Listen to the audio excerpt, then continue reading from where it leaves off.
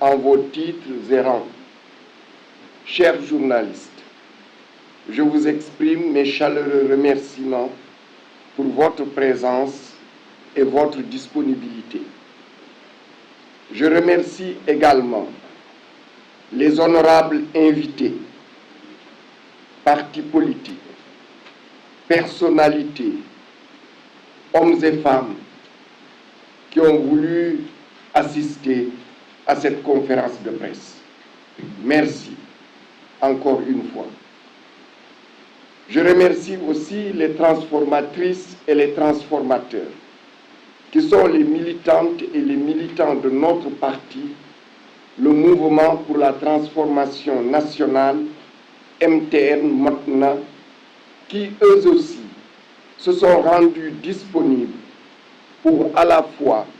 travailler pour l'organisation de cette cérémonie et le mûrissement des idées qui ont motivé la mise en place de notre mouvement et la structuration de cet élan politique qui nous a convaincus de la nécessité d'agir ainsi. Nous sommes héritiers de grandes dames et de grands hommes qui ont façonné ce pays, lui ont donné cette consistance et nous l'ont transmis dans un État qui fait sa notoriété et force le respect. Quand je dis nous, je pense à tous les Sénégalais, indépendamment de leur âge et sans aucune distinction. Nous ne partageons pas seulement un passé commun qui nous a amenés à dessiner le contour d'un État démocratique grâce à des élites qui ont très tôt compris qu'il n'y avait de salut pour un pays alors insuffisamment doté en ressources naturelles que le développement de l'éducation et de la formation à tous les niveaux. Nous avons en commun une foi en l'homme, une absolue et incorruptible fidélité à des principes qui sous-tendent la vie en société, la tolérance, le respect des droits de chacun, la participation à la gestion des affaires publiques, l'égalité, etc. C'est sans doute ce qui explique la stabilité des relations entre les ethnies et la parfaite osmose entre les différentes communautés. Il nous faut reconnaître que cette caractéristique forte et son apport au développement des grandes valeurs qui fondent la vie au sein de notre société. J'ai eu la chance, il faut rendre grâce à la Providence, de ne pas être à proprement parler un politicien professionnel. J'ai un métier dont l'exercice m'a permis d'avoir une maîtrise des problèmes économiques, contemporains et des grands enjeux de société. Bénéficiant de situations professionnelles stables et de perspectives internationales que rien à l'évidence ne semblait venir troubler, j'ai pris le risque d'un engagement politique, parfois déstabilisant. Mais pour le Sénégal, pour sa jeunesse, il fallait oser se donner les moyens de changer les choses. Je me suis engagé en politique car j'ai compris qu'en ne le faisant pas, c'est la politique qui va faire de moi et de mes enfants ce que probablement je ne souhaite pas. Il faut faire de la politique pour avoir de la prise sur son destin, celui des siens, en pensant le bien et à le faire aussi, toujours et tous les jours.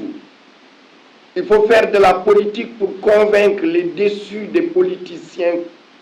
de nous conserver leur confiance, d'avoir foi en la politique et à sa capacité à porter des changements, à être porteuse de sens et d'espérance. Oui, c'est aussi cela la politique. Trouver des consensus forts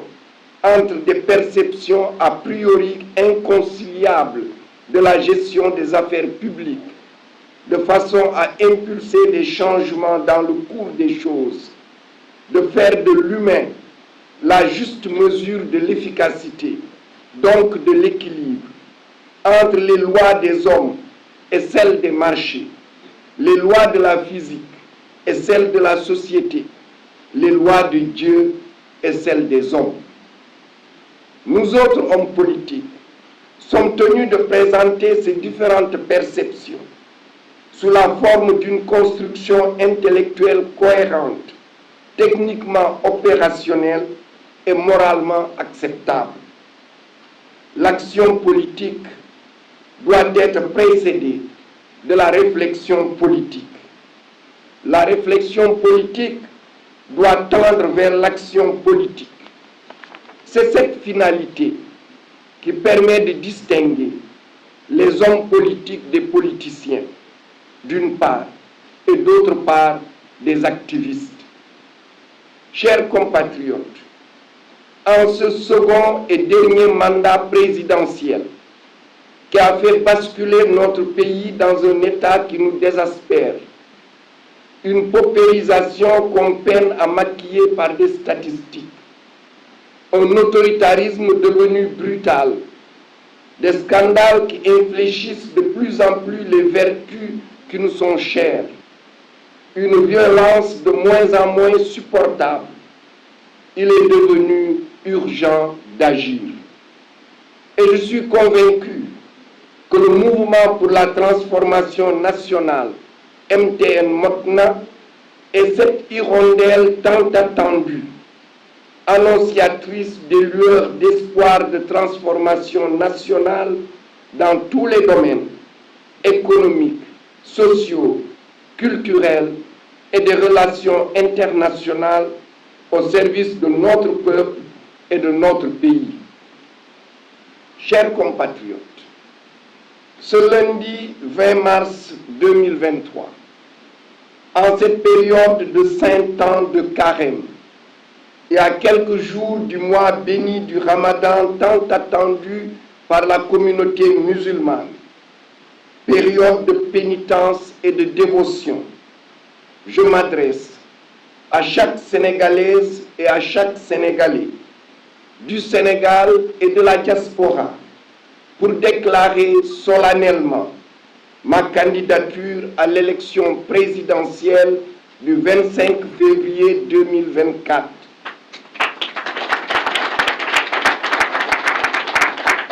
Pour un Sénégal qui soit le Sénégal de vérité, de prospérité, de ngor, de kersa, de fulla et de faïda. Chers compatriotes, mathématiciens ayant eu plusieurs fois l'opportunité de servir à l'étranger dans de grandes institutions d'enseignement supérieur, j'ai choisi de rester dans mon pays, de former des jeunes aux meilleurs standards internationaux dans des domaines de pointe de l'économie de la connaissance, d'offrir aux universités sénégalaises et africaines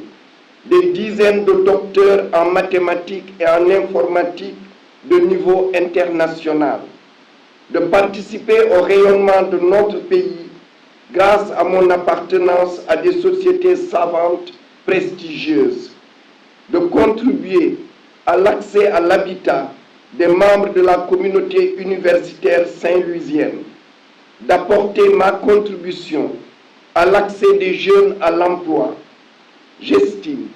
avoir la compétence, l'expérience, le patriotisme, l'envie, l'engagement et l'énergie pour transformer positivement et durablement notre pays à partir du 3 avril 2024. J'ai l'intime conviction que le meilleur futur pour le Sénégal se construira en rassemblant tous les Sénégalais, sans exception, musulmans, chrétiens et animistes, adultes et jeunes, ouvriers, techniciens, cadres, agents de l'administration publique et employés du secteur privé, artistes et sportifs, citadins et ruraux, artisans et commerçants, commerçantes et femmes de ménage, retraités et femmes au foyer, autour d'un programme transformateur pour un Sénégal aux relations sociales pacifiées, aux institutions dignes et respectées, dans un projet collectif et solidaire afin que renaisse la confiance en notre pays et l'espoir dans un futur meilleur. Chers compatriotes, le contrat électoral que je vous propose a pour socle l'éducation, la formation professionnelle, l'enseignement supérieur, la science, la technologie, la recherche, l'innovation, la santé, la culture, le sport, l'économie, la souveraineté agricole, la souveraineté sur nos ressources naturelles et extractives, le renforcement des institutions, une administration moderne, transparente et efficace, mis au service de la formation d'une citoyenne et d'un citoyen nouveau, enracinés dans leurs valeurs, patriotes, ouverts aux apports positifs du monde, cultivés, créatifs et innovants. Je suis convaincu de l'urgence de réformer notre système éducatif pour bâtir l'école sénégalaise nouvelle, basée sur nos langues nationales, nos religions, les valeurs cardinales de notre culture, la science et la technologie. L'école est le principal rempart contre la dégradation des valeurs et des comportements qui détruisent à petit feu notre société de moins en moins solidaire. L'école est aussi le facteur déterminant de la remobilisation de la jeunesse ainsi que de toute la population pour le succès des projets économiques, sociaux et culturels au service de toute la population, de la transformation en profondeur des mentalités sénégalaises.